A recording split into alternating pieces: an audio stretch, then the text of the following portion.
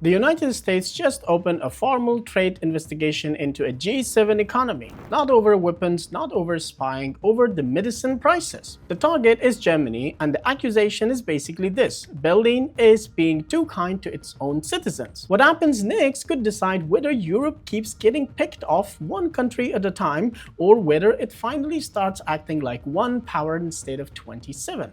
Hi, I'm Sirat, a lawyer turned cybersecurity specialist. With a background in law and tech, I analyze how technology, cybersecurity, and geopolitics collide to shape global power. If Washington can walk into Berlin's healthcare system and tell a sovereign G7 nation how to price its own drugs, what is actually left of European sovereignty? This exact fight might be the thing that finally forces Europe to stop being 27 separate targets and start being one. In June this year, the US Trade Representative Jamison Guerrier opened what's called a Section 301 investigation into Germany. That is the same legal tool Washington uses against China back in 2018 to justify sweeping tariffs. This time, it is pointed at Berlin, and specifically at Germany's health insurance system, the mechanism the German government uses to negotiate what it pays for patented drugs. The complaint centers on a 9% mandatory discount tied to pricing confidentiality, plus a draft 2027 law that would add a further debate on patented medicines, one that industry estimates could climb toward 20% by 2030.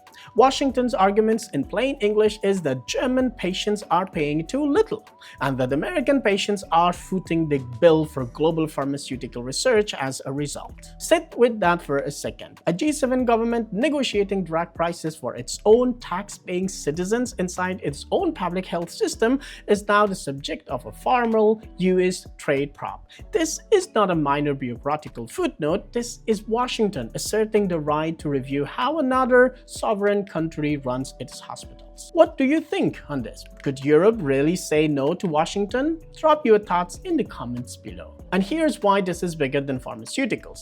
This channel has been tracking a pattern for months, and the German cases is just the newest entry. Washington has told the Dutch WHO ASML, the company that builds the machines every advanced chip on Earth depends on, is allowed to sell to. Washington has pushed European governments on which cloud providers can touch government data. Washington has threatened to unwind trade terms with Canada. Washington pulled naval assets out of NATO waters, flouted suspending Spain, and publicly needled Italy's prime minister on Italian television. I have covered all of these videos, which are live on my channel. Individually, every one of these has a tidy policy explanation: trade deficits, national security, cost sharing, but stuck them together and a different picture forms. One where the closest allies of the United States are treated less like partners and more like subordinates whose domestic decisions need a Washington stamp of approval. Germany's reform so far has been careful, not defiant. The healthcare reform is being revised after pushback from both German and American pharmaceutical companies. Eli Lilly has already trimmed planned investment in Germany. Boehringer Ingelheim, a German firm, has warned the reforms could choke innovation. But the number underneath all of it hasn't moved. Germany's public insurance system is running a structural deficit, and closing it is not optional. It's a democratic mandate. Telling Berlin to abandon that so a handful of American drug makers can protect margins plays very differently in a Berlin hospital budget meeting than it does in a Washington trade office. Here's what makes this moment different though. While Washington was opening this probe, Europe was quietly doing something it has never done at this pace before: walking away from American infrastructure across almost every sector this channel covers. Italy canceled its Boeing surveillance aircraft order and bought Airbus instead. Canada passed on a Boeing offering and chose Sweden's Saab. France and Germany removed Palantir from part of their intelligence pipelines. The European Parliament voted to move forward with Digital Euro.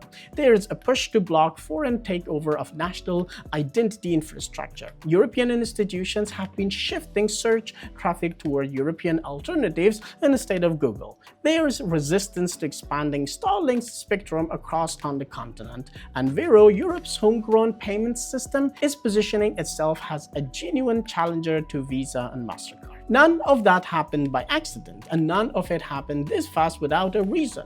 There's a wider discussed argument doing the rounds in foreign policy circles right now that Europe has to stop functioning as 27 countries that happen to share a currency and start functioning as one strategic actor with one defense policy and trade posture, one industrial strategy, and the institutional muscle to push back when pressure like this pharmaceutical probe lands. The EU's top diplomat has been making a version of this point for months, something along the lines of when Europe is divided, it's weak, and when it's weak, it gets pushed around. The German pharma case is what getting pushed around actually looks like in practice. If it can happen to Germany, the EU's largest economy and one of NATO's biggest European contributors, it can happen to anyone. And the pharmaceutical sector is not some side story here either. Europe is the world's second largest pharmaceutical market. BioNTech, Boehringer Ingelheim, and Bayer are Germans. Novo Nordisk is Danish. AstraZeneca is British-Swedish. Sanofi is French. Rucha and Novartis are Swiss. This probe isn't just about German pricing policy, it's a signal to every drug maker and every government on the continent that pricing American medicine below Washington's comfort level can get you investigated too. There's also a trade layer worth flagging. Last year's US-EU trade framework capped pharmaceutical tariffs at 15%. This new investigation runs on a completely separate legal track that could blow past this cap entirely. And in a genuinely strange bit of timing, Europe approved tariff cuts on a wide range of US imports the same week this probe became public, holding up its end of that earlier deal while Washington was busy opening an investigation into how German hospitals are run. So where does this actually go? My read is that we probably don't see tariffs on German pharmaceuticals before the public hearing this September. Taxing medicine during an ongoing affordability crisis is politically expensive, even for an administration that doesn't scare easily. But tariffs were never really the point. The pressure itself is the point. It nudges Germany to soften its reform, and it puts every other European government on notice that cutting drug prices invites American retaliation. And that's exactly why the unify or stay divided argument is gaining real momentum through the rest of this year. With NATO's summit, the European Council, and the fallout from the latest G7 meeting all lined up as moments where this could turn from talk into actual institutional change. Here's the part I think most coverage of this is missing. Europe has already built most of what it needs to stop being pushed around. Sovereign payments, sovereign cloud ambitions, sovereign defense procurement, sovereign satellites, early moves toward sovereign AI. Piece by piece, sector by sector, the capability is already there. What's missing isn't capability, it's the political architecture to use 27 separate answers as one single voice. That gap between what Europe has built and whether Europe can actually govern it together is probably going to be the defining fight in Europe politics for the rest of the decade. And the German pharma probe might end up being the moment people point back to it as the turning point. So here's my question for you. Do you think Europe can actually pull this off and start acting like one power before it gets picked off sector by sector? Or does this stay a story of 27 countries getting pressured one at a time? Let me know your take in the comments. I read all of them and share my own thoughts about it.